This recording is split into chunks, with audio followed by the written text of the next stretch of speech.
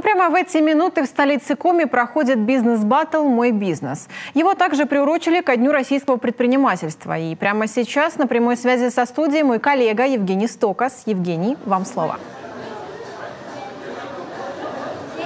Здравствуйте, Ксения. Да, действительно, в рамках недели предпринимательства проходит сразу несколько важных для сообщества мероприятий. Мы как раз на одном из них, это интеллектуальная игра, такой бизнес-баттл, посвященный всему, что связано с предпринимательством. И со мной сейчас директор центра «Мой бизнес» Коми Сергей Жеребцов. Сергей, приветствую. Расскажите, пожалуйста, о том, что это за бизнес-баттл и чем он полезен нашим бизнесменам.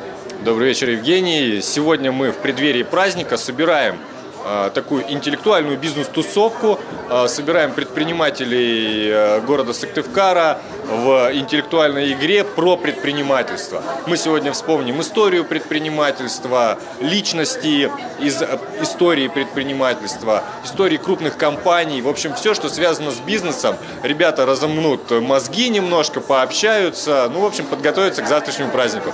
Ну и повеселяться, безусловно. Вот расскажите, какие еще активности Центр «Мой бизнес» Коми подготовил на неделе, что еще будет интересного? Мы решили, что вся неделя вокруг Дня предпринимательства должна быть насыщенная. Мы начали работать со студентами, встречаться сегодня начали со студентами Лесного института, агропромышленного техникума, квиз вечером. Завтра у нас открытие коворкинга, открытие бизнес-библиотеки, бизнес-завтрак. Послезавтра работаем с 3 предприятиями, на которых возим студентов, показываем, как работает медицина, пищевая промышленность, производство. После делаем вообще публичную вакцинацию всех сотрудников Центра «Мой бизнес», потому что мы же ответственные, мы работаем с людьми, и надо быть уверенным, что все будет хорошо. В общем, вся неделя будет насыщенная. Спасибо большое, Сергей. Желаю вам искренне успехов.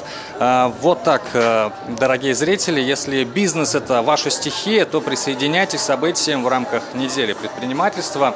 Это ведь не только возможность провести время с единомышленниками, но и шанс наладить полезные связи. А мы будем освещать эти события в эфире. Ксения, вам слово.